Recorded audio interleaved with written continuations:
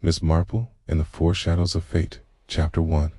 A Letter in the Post. Miss Jane Marple was enjoying a quiet morning in her cottage on a mild spring day, the sun filtering through lace curtains and illuminating little motes of dust floating in the air. She had just finished polishing her porcelain teapot, a treasure passed down from her grandmother, and was preparing to settle down with a gentle detective navel of her own choosing, her reading glasses perched on the tip of her nose, and her tidy living room looked exactly as one would expect of an elderly spinster in a tranquil English villageniate bookshelves, an arrangement of fresh flowers from her garden, and a comfortable armchair by the window. Presently there was a gentle rap at the door, and in bustled young Tommy Fellicle postman. He greeted Miss Marple politely, then handed her a small stack of letters. Boy, heading off on his bicycle, she placed the letters on a polished side tablet. First glance, they seemed the usual assortment of invitations, advertisements, Sand Parish notices. But one envelope stood out. It was a soft blue color, and the address was written in a slightly trembling hand. Miss Marple, who prided herself on her ability to notice the smallest detail, felt the slightest stir of curiosity. Pouring herself a cup of tea, she settled down to read. Inside the pale blue envelope was a single sheet of paper, filled almost to the edges with frantic looping handwriting. The words caught Miss Marple's attention. "Tante, my sister is innocent. Please help us. She has been accused of murder. She could never have done such a terrible thing." The letter continued, explaining that the writer's sister worked as a maid in a large and imposing house. Her employer, a man named Lawrence Dane, had recently been found dead, and the poor maid had been discovered holding a bloody knife despite her pleas of innocence. Everyone, including the authorities, seemed convinced she was guilty. Miss Marple's eyebrows rose lightly. She had, of course, encountered all manner of suspicions and rumors in her village life, but rarely had she received such an urgent cry for help from a complete stranger. Her first instinct was to telephone the local constable to see if he had heard any news of this affair, but the letter specifically requested her personal assistance, quite convinced that her reputation for solving puzzles would be the only hope for the accusator. Was something in the tone of the letter, both fearful and utterly certain of the maid's good character, that resonated with Miss Marple's sense of justice, innocence, and guilt. She often said were discovered in the subtle details of a person's life and the unguarded remarks they let slip. People well claimed to be beyond suspicion, she knew, could be quite dangerous indeed, while the truly innocent often seemed too frightened or too confused to defend themselves. Properly setting her cup down in the saucer, Miss Marple reread the letter, her sharp eyes lingering on every sentence. She noticed that the writer's name was Ellen Preston, and that she lived in a modest cottage on the outskirts of a neighboring village. The letter included a brief explanation that poor Mrs. Preston was desperate and had hard of Miss Marple's neck for seeing the truth where others saw only confusion. There was a sense of fear in their words, but also a cautious hope that Miss Marple might succeed where the official investigation had stalled. Carefully folding the letter, Miss Marple placed it back into its envelope. She cast a thoughtful glance around her room.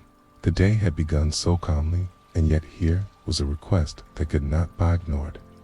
She was no stranger to the darker undercurrents that ran beneath seemingly peaceful towns over the years. She had found herself repeatedly at the edge of secrets that some wish chateau keep hidden, and that, once revealed, often solved the cruelest puzzles. There was always the possibility that this was a simple case of overwhelming evidence against an unfortunate negro. And yet, Miss Marple sensed there could be more to the story. After all, a maid found holding a knife did not necessarily mean she had committed murder, especially if she was by character as gentle and timid as described, rising with a purposeful resolve. Miss Marple washed her teacup, tidied her knitting basket, and drafted a quick note to the local vicar about her absence from next week's gardening fundraise.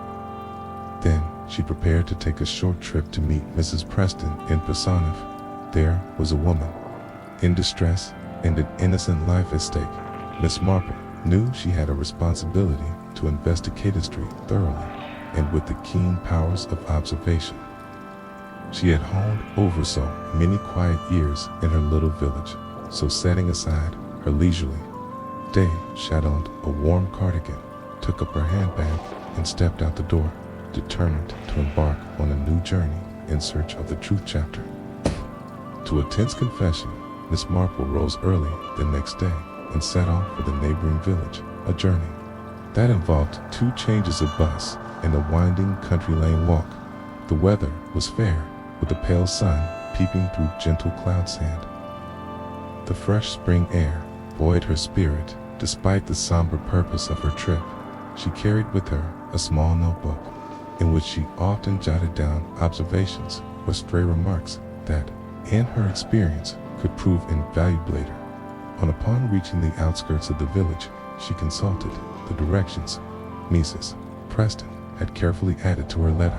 The cottage, it was said, sat at the end of a narrow lane just beyond a small duck pond. Sure enough, Miss Marple soon found herself turning onto a gravel path edged by poplar trees.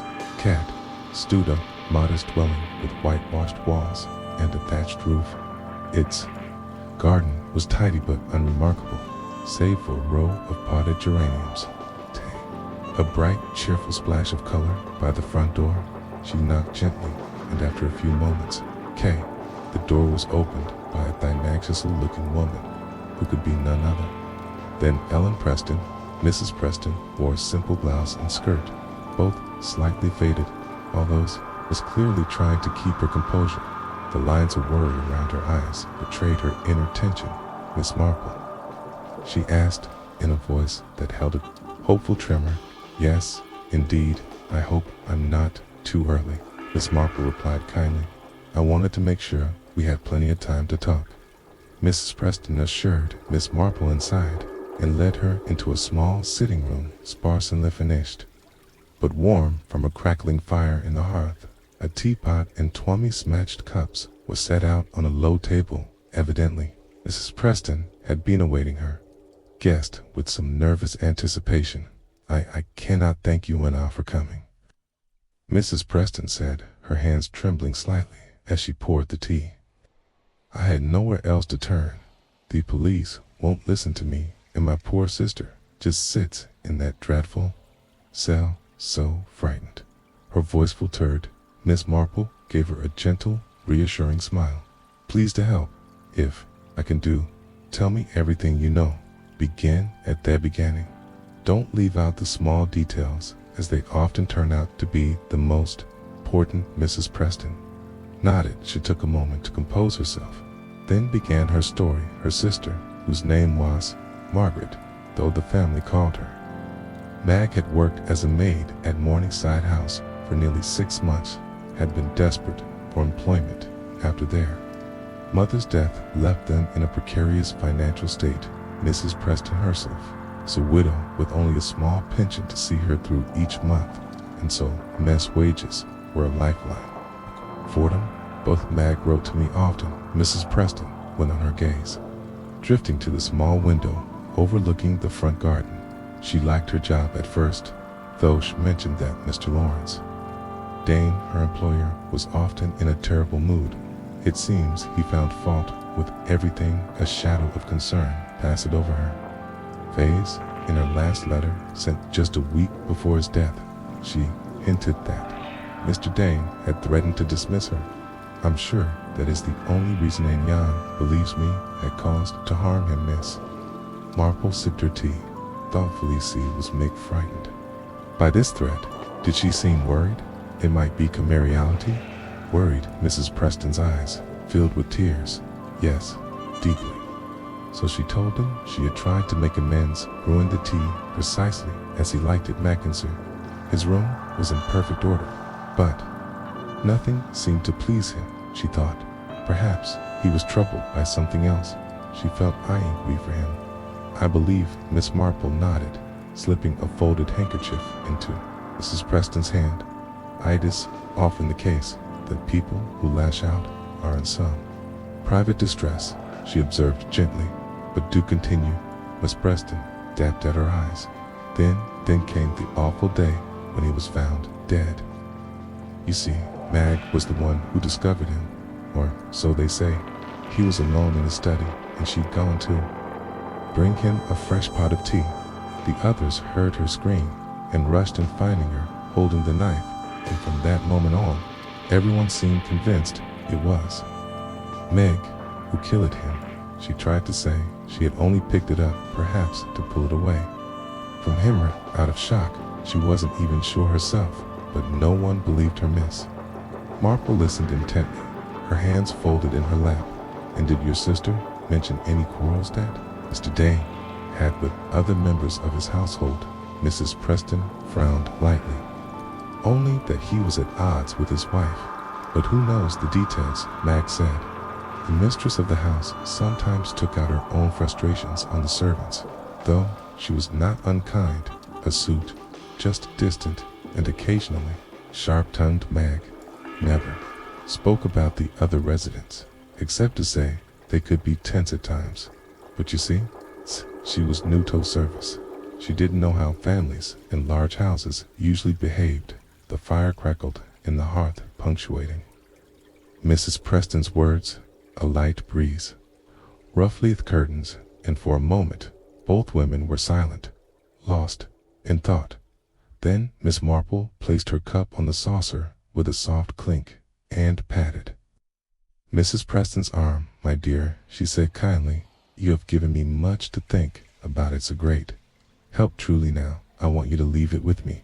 I plan to visit Morningside's house myself. It's often best to see the place in person. Talk to the members of the household, observe their mannerisms and their stories. In my experience, people will reveal themselves if one listens very carefully.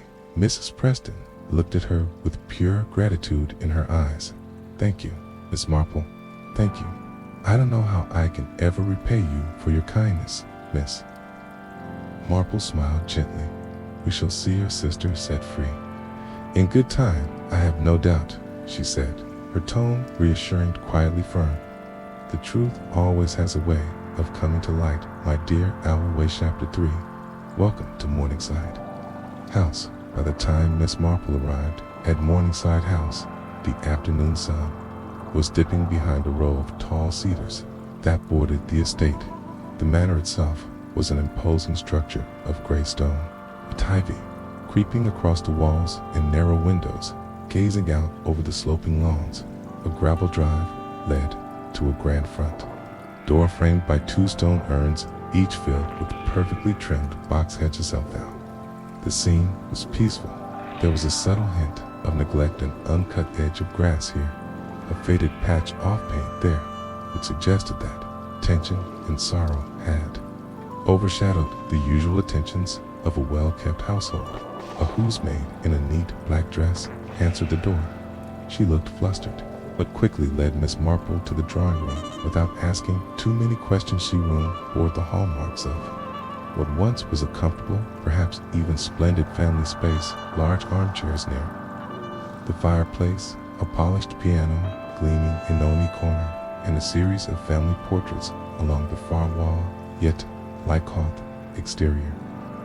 There was an air of unease inside.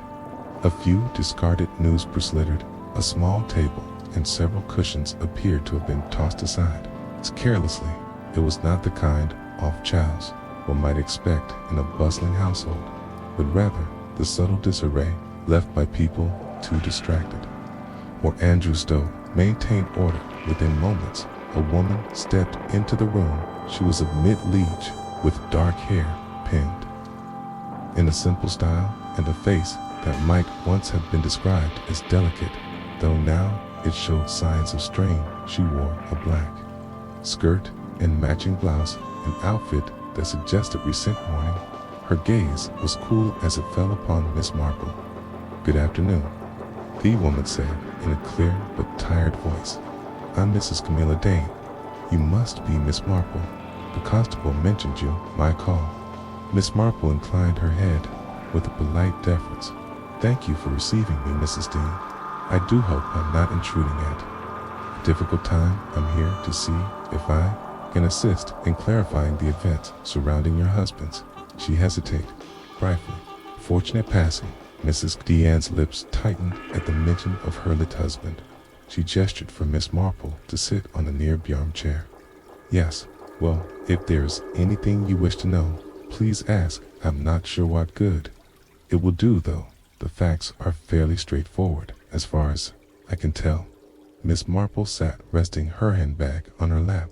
"I would be very grateful if you could walk me through those facts in your own words, so to measuring the details directly can prove enlightening." Mrs. Dane folded her hands in front of her, lowering her gaze slightly. "My husband." Lawrence was not in the best of moods for some time. His business affairs, from what I gathered, were challenging. He grew short-tempered, especially with our maid, Margaret Meg. I believe he complained she couldn't manage his tea properly and threatened to dismiss her on the day he died. I was attending to some household accounts in the morning room when I heard a shriek from upstairs. The time I reached his study, I found Meg standing there with a knife in her hand and Lawrence on the floor. She paused, taking a breath. I summoned the rest of the household. My daughter Celia shit in from the garden, and my sister Beatrice came down from her room. The staff followed quickly, but by then it was too late. Lawrence was gone. Her voice trembled slightly, but she composed herself. The police arrived. Mag was questioned, and it seemed clear enough that she committed the act. The constable said she had no proper alibi, and that was that. Miss Marple observed the woman's expression, carefully sadness mixed with a quiet anger.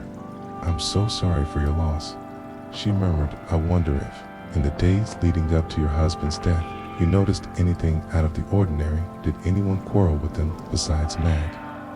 Mrs. Deanne's dark eyes flicked to the window, as though searching for an answer in the garden beyond. "My husband quarreled with nearly everyone, I'm afraid," she admitted at last. "Had a terrible row with Celia just the day before over some matter of hers. He refused to tell me exactly what it was. I know he was also asking his mother for funds, but she refused him again and again. Money was a frequent bone of contention in this house and Thanters. Beatrice, my sister, she, and Lawrence." She paused. They were close to tone point, but it's all quite complicated.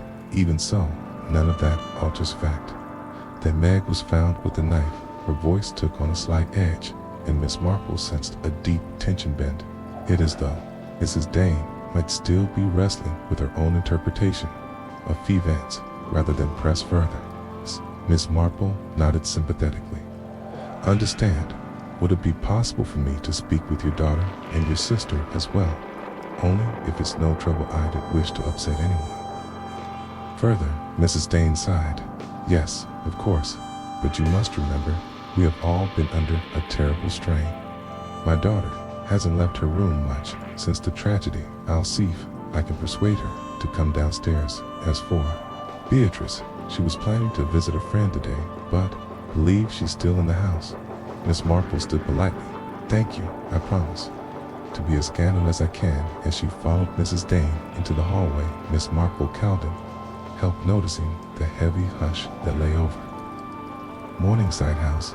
Even the servants' footsteps on the upper floors sounded muted, as if a virion were going about their daily tasks in a cloud of uncertainty. There was a sense here of secrets, unspoken tensions that had built up over time and now lingered like a faint echo of the tumult that had ended in tragedy. If the truth were to emerge, Miss Marple reflected, it would require careful listening to each slip of the tongue and a very hesitating pause in conversation. She clutched her little notebook a bit more firmly, preparing to discover the hidden truth beneath these silent, echoing corridors. Chapter 4. A Mother's Defense. Miss Marple found herself in a dimly lit corridor, lined with severe-looking oil portraits. The faces and tea paintings seemed to watch her progress with detached interest, still keen to observe what she would uncover next. At the far end, Mrs. Dane tapped lightly on a wooden door, then pushed to pin Beatrice. She said, her voice carefully controlled, "Miss Marple was here to speak with you." Miss Beatrice Morgan, the late Mr. Dane's sister-in-law, turned around from where she stood by the window. She was several years younger than Mrs. Dane, with a soft face that might once have been quick to smile. Just now, it wore an expression of barely veiled unhappiness. She managed a polite greeting as Miss Marple entered. "I understand you are close to Mr. Dane?" Miss Marple began gently, taking in the tasteful but slightly disordered bedroom. An open suitcase rested on a chair top. It appeared only half-packed. A scarf trailed onto the floor. "Forgive me if my questions seem intrusive, but I'm hoping to gain a clearer picture of recent events." Beatrice settled onto the edge of a small chair's longer hands, ringing in her lap. "Ask anything you wish," she said in a subdued voice. "I do want to help Lawrence, and we spoke often. He was rather unhappy." Mrs. Dean quietly slipped out, shutting the door behind her. Miss Marple had the distinct impression that Camilla Dane was neither eager nor opposed to tough conversation, but simply too exhausted to remain left alone. Beatrice sighed and continued, "I know people have been saying awful things," she admitted. "I've heard the whispers about Lawrence and me. We were very fond of each other. It's true, more than should have been. Perhaps he told me he was thinking of leaving Camilla. I'm not proud of this, Miss Marple, but I can't deny it." Miss Marple, her voice kind, said, "It's never easy, is it, when feelings become tangled, and relationships in a family home can be exceptionally complicated. Tell me, did Mr. Dane give any reason for wanting a divorce aside from marital unhappiness?" Beatrix's cheeks wrinkled. He felt that his wife had grown cold, fixated on money and social standing. That was how he saw it. Anyway, I'm sure Camilla had her own story, I suppose. That's why he asked his mother for fun so frequently, to keep the business afloat and to maintain the image. Camilla insisted upon. She paused, lowering her eyes. That's what he told me, at least. I can't say for sure if it's the truth or merely what he wished me to believe. Miss Marple nodded, making a small note on the blank page of her pocket diary. Were you aware that Mr. Deanne's mother, Mrs. Euphemia Dean, had refused her son further assistance? Beatrice let out a humorous laugh. Oh yes, he raged about it more than once. He called her stubborn, unfeeling, said he was reckless and ungrateful. My sympathies lay with neither side. To be honest, I hated to see them quarrel so bitterly. She paused, taking a breath. That shook slightly. On the day of his death, Lawrence looked well, I suppose. Desperate is the best word. I wanted to speak with him to calm him, but we argued instead. He accused me of pressuring him to leave Keela immediately. I only asked him for some sign of commitment or reassurance that I wasn't making a terrible mistake. He stormed off to history. That was the last I saw of him alive. Miss Marple patted Trek's arm gently. Thank you, my dear. You've been very helpful. She rose, meaning to leave, a paused at the sight of the half-packed suitcase. Are you thinking of going away? Trish's gaze followed hers, and a brief flicker of confusion crossed her face. I was intending to stay with a friend in London. But after all this, I haven't quite had the nerve to tear apart. It seems disloyal somehow. Rushing off besides the police might need more statements from me, Miss Marple murmured agreement, then offered a sympathetic smile and took her leave. She made her way downstairs to the parlor, where she had been told Mrs. Euphemia Dean would receive her. The matriarch was seated in a stately armchair by the window, her silver hair pinned neatly back and a cane resting against the arm. She was a woman of stern composure. Her back ramrod straight. The lines on her face hinted at years of determination and perhaps more than a little pride. "You are the investigator of sorts?" she asked. Her tone crisp. Miss Marple inclined her head. "Only wish to help clarify matters, dear lady. I understand Lorenzi, our son, had been asking you for funds." Euphemia sniffed. "If he'd run his business responsibly, he wouldn't have needed them. Lawrence always believed I was a bottomless source of money, but a woman must think of her future, her independence, particularly a widow of my age." Miss Marple offered a small, polite smile. "I see. Was he particularly registers about your refusal?" "Of course." Her response was immediate, but the gaze slid momentarily to the window. "He complained and made a scene, as he often did. Yet I would never harm him. That is what some people are whispering, isn't it? That I engineered this horrible tragedy." The older woman's voice shook briefly, but she steadied herself. "Nambrai may have refused him money, but I am not a murderer. I told the police. As Mucci do not even own a knife, let alone know how to plan such a thing." Miss Marple nodded understandingly. Families are often more complex than they appear, though might I ask, did you notice any particular tension in the household besides Lawrence's financial troubles? Perhaps something involving his wife or daughter? Euphemia pressed her thin lips together. Camilla and Lawrence were never as happy as they pretended. And Celia, my granddaughter, she's been pale and quiet these past months. She argued with Lawrence.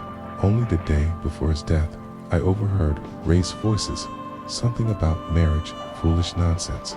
Yeah, whisked me, but I never thought it would come to this. Marple studied her face, filled with a controlled pain. But Euphemia abruptly stood, leaning on her cane for balance. "I can't bear to speak more of this," she said firmly. "Please, excuse me." With that, she swept from the room, leaving Marple alone in the silence of the parlor. A grandfather clock ticked methodically in the corner, each beat echoing in the hush that fell once Euphemia departed slowly. Miss Marple settled into a nearby chair, reviewing all that she had heard. Everyone in Thee's house, seemed to have a motive, or at least a cause for tension in affair. Financial worries, familiar disagreements, and yet Mag, the maid, was the one police had chosen as their suspect, found with the knife in hand. Miss Marple gently tapped her pencil against her notebook. There were too many unanswered questions for her to draw any solid conclusions yet. In that moment of contemplation, she resolved to speak next to Celia. The daughter might offer insight into what truly happened behind the manor's closed doors, and how it all culminated in Lawrence Dane's untimely end. Chapter 5. A hint of scandal. Miss Marple found Celia Dean in a small sitting room on this canned floor of Morningside House, a quiet space that overlooked a sloping lawn and a wildflower garden. The late afternoon light slanted through the window, illuminating a girl who looked far younger than her 20 years. Celia's hair was pulled back in a simple ponytail, her eyes rimmed with a faint redness that hinted at tears shed in private. "May I sit with you for a moment, my dear?" Miss Marple asked, softly entering the room with gentle steps. Celia nodded, folding her hands over the skirt of her pale blue dress. "Mother said you wanted to ask me some questions." Her voice was measured, guarded, even as though she had already practiced replies to anticipated cousins. "Yes," Miss Marple replied, "but please believe me, I only wish to help." She settled on a cushioned chair opposite Celia, clasping her handbag in her lap. After a moment's study of the girl's pinched expression, Miss Marple began, "It must have been a dreadful shock, your father's death. I'm so very sorry for your loss." Celia swallowed visibly. "Thank you. It's been awful. I keep thinking he'll walk through the door ready to scold me for something or other." A fragile smile touched her lips, then vanished. Miss Marple waited a respectful beat before pressing on Ayun. "You'll stand. You and your father quarreled not long before he died. Your grandmother mentioned," voices raised, and your mother confirmed the same." The girl's eyes flickered with alarm. "Did they?" "I'm not surprised. The walls in this house seem to carry every whisper," said you in a trembling breath. "Yes, we argued," I told. "Father, I was in love with a young man from the village. He forbade me to see him, saying I was too young to decide a marriage, that I had responsibilities at home, and I told him I was pregnant. It just slipped out, but I wanted him to understand that I was serious, that this wasn't a schoolgirl's fancy." Miss Marple's expression remained calm, though she felt a sympathetic twinge. "That must have been a difficult one for you both," Smee murmured.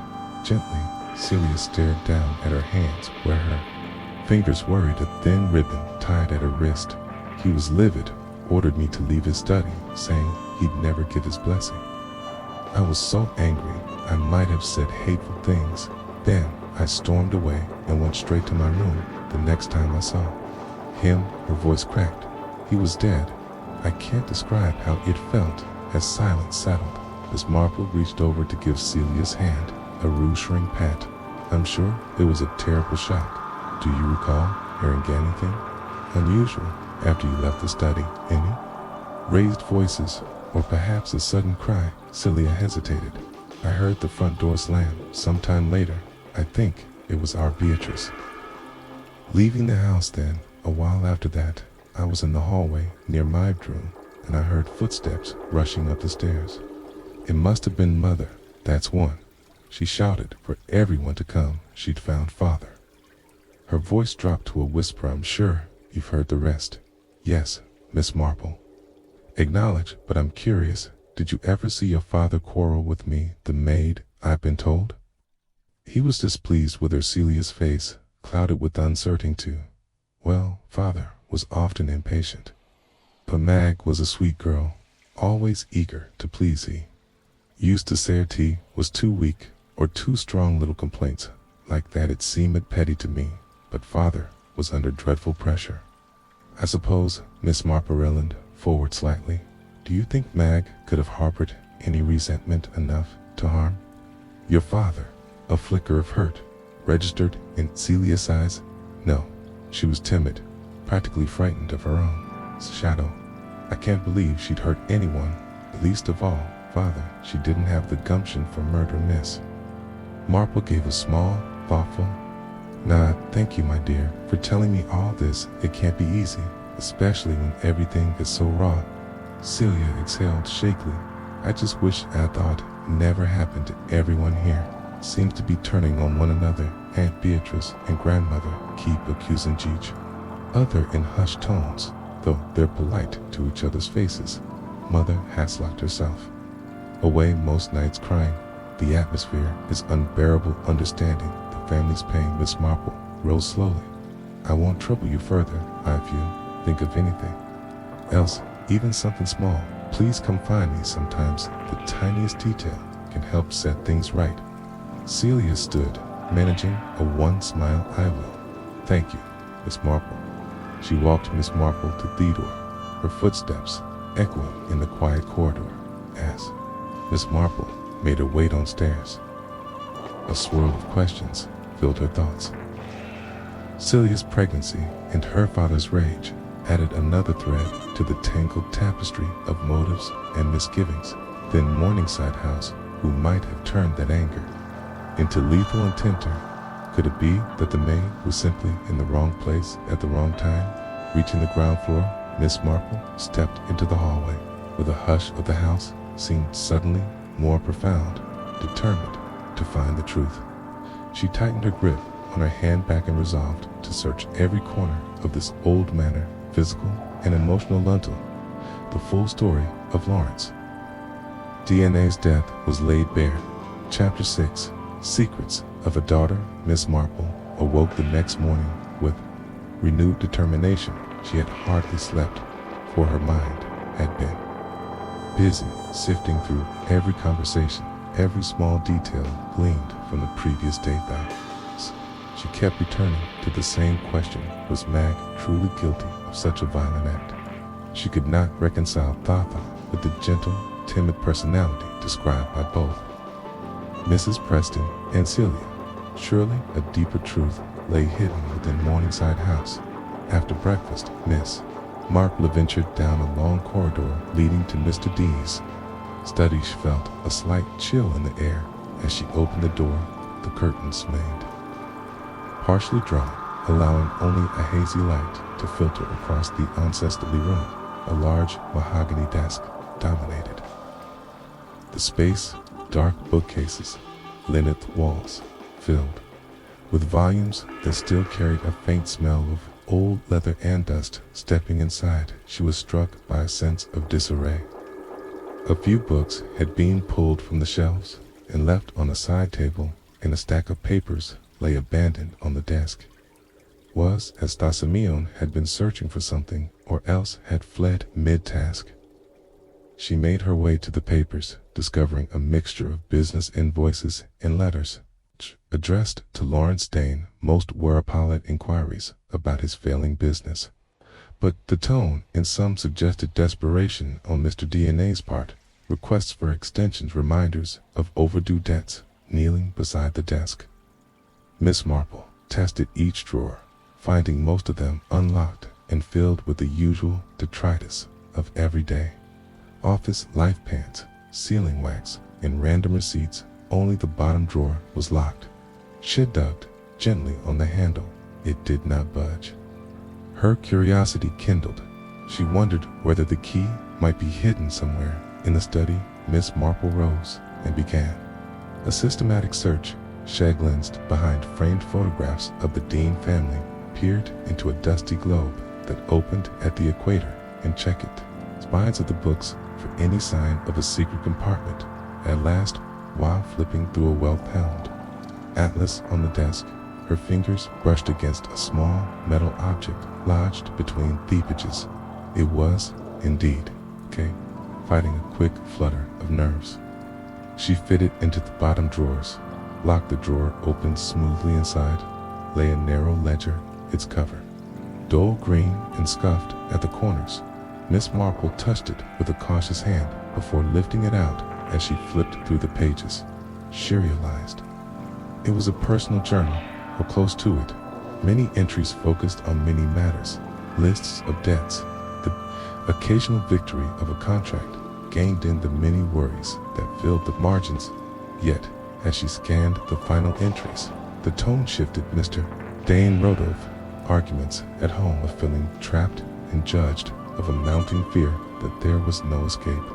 From looming ruin, scribbled lines revealed distress of Booth's daughters. Unexpected news. Fragments hinted at pressure from Beatrice toward his mother, and the frigid silence between him and his wife's end phrase in particular made Miss Marple's heart squeeze. Can't see a way out. If only they understood how hopeless it all is. She turned the page.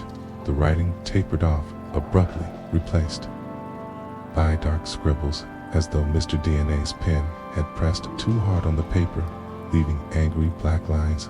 She found no neat conclusion, no direct confession, but the impression was a mistake for Lawrence. Dean had been spiraling into despair, unable to reconcile the demands of his family with this increasingly desperate situation. Miss Marple carefully replaced the journal in the drawer. She would have to request permission from the local constable to take it away for a closer examination. She was no thief after all, but she was determined not to let crucial information vanish in the chaos that often followed. A tragedy rising to her feet, she turned to find Mrs. Camilla Dane standing in theater way. The woman's eyes flicked from Miss Marple's face to the open drawer, lingering for a moment on the edge of the green ledger. "You're quite thorough, Miss Marple," Mrs. Dean observed, "perhaps more thorough than the policies themselves. Have you found anything of interest?" Miss Marple gave a gentle noncommittal smile. "I found indications that your husband was a very troubled man, dear lady. It may help explain a few things." Camilla's fears tightened. "Please don't take anything from this study. The police have already searched here. I don't wish for more drama." Sympathy flickered in Miss Marple's eyes. "I understand, but it's my hope that the truth, whatever It maybe will benefit you and everyone else in this household. She slipped the key back onto the desk and stepped past Mrs. Dane into the corridor, her footsteps quiet. She laughed hard, beating a touch faster. She had glimpsed a hidden part of Lawrence DNA's life, one overshadowed by frustration and hopelessness. The question remained, could it point to something other than murder, Miss Marple? A stirring of possibilities, and as she thought about the frightened maid languishing in jail, she vowed to keep searching until all was clear, no matter whose secrets might come to light. Chapter 7. A Note in the Dark. Miss Marple stood for a moment in the corridor after her encounter with Mrs. Camilla Dane. Composing herself, she sensed that watch and read in the hidden ledger might well alter her understanding of the case, yet there were still loose threads dangling and no definitive answer to whether Lawrence Dean had truly been murdered or if he had taken his own life in the midst of his despair. Before she could decide her next move, a soft sound from behind made her turn. It was the housemaid who had first admitted her to Morningside House, hovering at the far end of the corridor, twisting her apron, nervously catching Miss Marple's eye. She stepped forward. Beg pardon, ma'am. I wondered if you had a moment, Miss. Marple smiled kindly. Of course, my dear. Let's speak somewhere quiet. The maid led her toward a small alcove near the back staircase, out of earshot of the family's main rooms. She gestured for Miss Marple to sit on a low bench, then perched the settee, glancing around as if afraid of being overheard. My name's Lucy, she said in a tremulous voice. I've been in service here a year. I knew Nebit. She's always so kind. I just can't believe she did that, Miss. Marple folded her hands in her lap. Lucy, if there's anything you can share that might help me understand. What happened, please? Tell me every detail, Miss. Lucy swallowed hard, lowering her eyes. Well, I saw Mr. Dane on the night before it all happened. He looked so troubled, more than usual. He'd been pacing around the corridors, muttering to himself. I couldn't quite catch the words, but it sounded like he was talking about letting people down. He seemed near tears at one point. This admission confirmed the impression Miss Marple had formed from the ledger, but she nodded gently, letting Lucy continue. That's not all, Lucy said, wringing her hands. Later, I went to tidy Miss Beatrix's room. She wasn't in, and I noticed a letter on her dressing table. It's weird. I wasn't snooping. I only picked it up to set it aside, but the page was open and I saw Mr. Dane's name. It looked like it was from some solicitor about a divorce. Something about dividing assets, or so it read. I put it right back where I found it. But then, the next day, the master was gone. It seemed so strange. Her cheeks colored at revealing this. I don't say anything to the police. It's not my place to meddle. Miss Marple patted the maid's arm. You've done nothing wrong, my dear.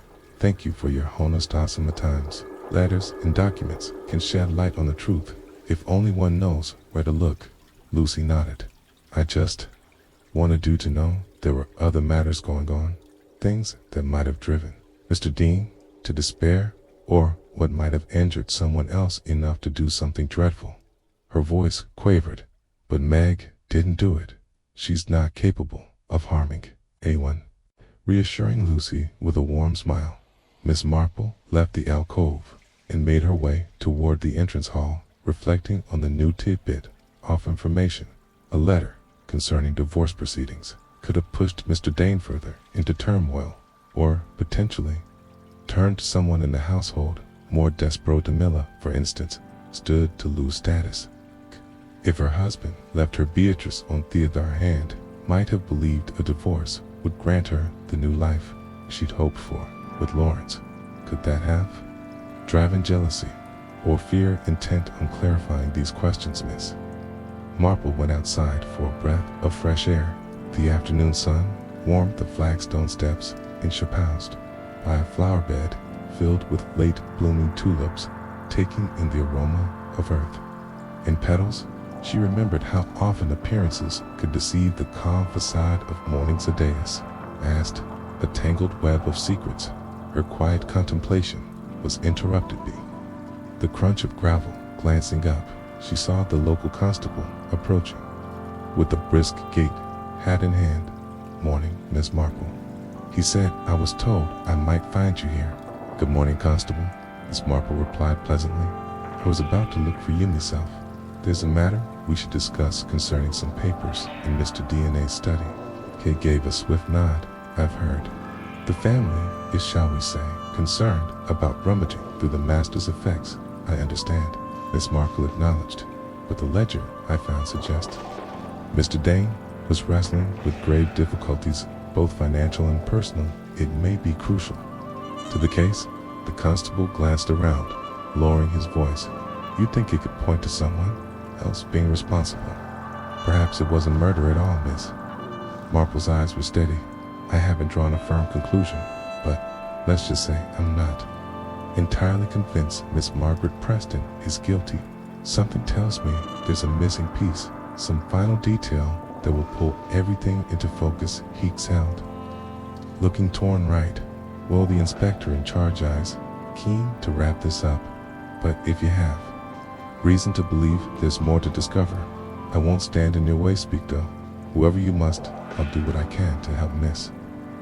Marple thanked him, inwardly solving to speak again to Beatrice Morgan, perhaps also to Mrs. Dane, until find that letter.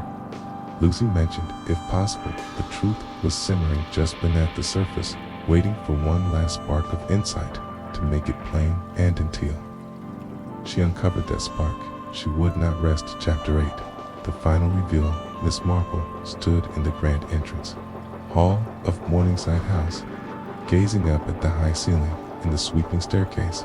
A hush lay over the place, as though it were holding its breath before some decisive moment. In her hand she held the narrow green ledger she had found in Mr. Lawrence DNA's locked drawer, its contents hinting at a troubled mind, worn down by countless pressures. She had hoped to confer with each a remaining family member before drawing any conclusions, and now she hadn't, so all that remained was to gather them together and reveal the truth she had painstakingly pieced together, summoning her courage and resolving that time was right.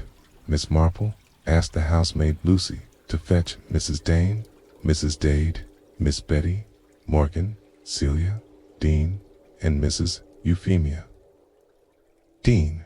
When they were assembled, she also requested the presence of the local constable, who arrived shortly thereafter, face set in a serious expression.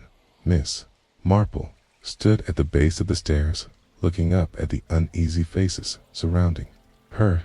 "Thank you all for coming," she began. "I realize this is a painful time, but the matter of Lawrence Dina's death remains unresolved, and the maid, Margaret Preston, has been accused of his murder.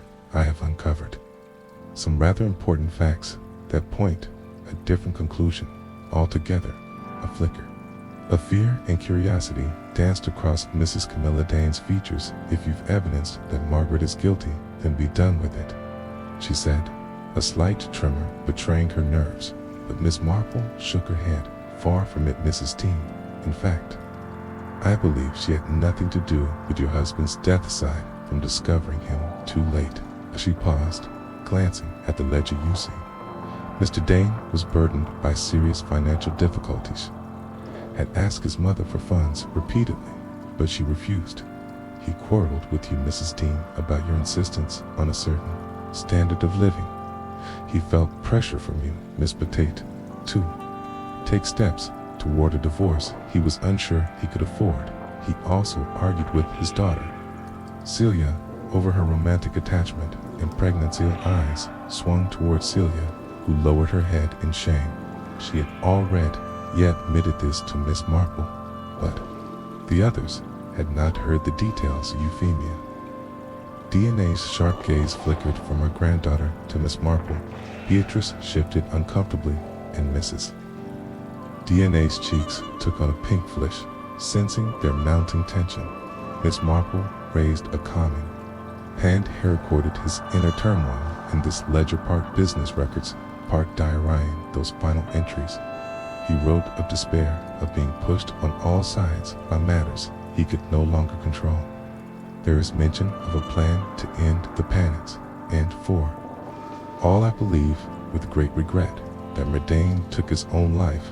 A gasp rippled through the hall. Beatrice caught her breath, staring at Miss Marple as though scarcely believing what she heard. Mrs. Deane's lips parted, but no words came. Celia let out a soft sob, tears trickling down her cheeks. As for Euphemia, her stern facade cracked, and for a moment she looked simply heartbroken. Miss Marple continued gently, and poor Margaret entered the study to bring him tea. She found him already injured, holding the very knife that took his life. Panicking, she tried to remove it from his grip. At that moment, Theos Holt rushed in, seeing only the maid with the knife in her hand and Mr. Daniel. The floor. Mrs. DNA's voice emerged in a tremble. But she was standing there. Rue saw her gaze darted about in confusion. It must have been a dreadful shock. Miss Marple conceded. You assumed the worst, especially given the strained adulations between Mr. Dane and his maid. But the truth can be found in his own words. She indicated the ledger. He wrote plainly of his intention to end his life. He left no farewell letter, but these final entries are unmistakably managed. A strangled whisper. All this time we believed me had old poor girl, the constable, taking the ledger from Miss Marple. Glanced through the pages. Slowly he nodded, raising his gaze to the group. I've seen enough diaries in my time to recognize suicidal despair, he said solemnly. I can't see anything here about a tragic decision on Mr. DNA's part. Mrs. Dean buried her face in her hands, tears spilling through her fingers. Celia clutched at her mother, eyes wide with a mixture of sorrow and relief that at least it was not murder. Even Tautic, as she was dabbed at her eyes, likely recalling the arguments she and her son had over money. At least the maid's name can be cleared now. Miss Marple said gently, I hope you all recognize the pain Lawrence must have felt. Let this be a lesson, if I may say so, that many tragedies stem from misunderstandings and a lack of empathy. The hush that followed. Miss Marple stepped aside to allow the constable to do his duty, collecting the ledger asphaltite, evidenced by day's end. Margaret Preston was freed from suspicion, and the dreadful weight that hung over Morningside House began to lift. Thou grief would linger, so too my compassion, and a renewed determination that in future they would pay closer attention to the quiet struggles of those they loved. As for Miss Marple, shelved with a small sigh of relief, reflecting that her role once again had been to bring truth to light, and to, by doing so, to set the innocent free. The old manor's front door closed behind Harriet. She stepped into the warm glow of the late afternoon sun, well content that justice had prevailed.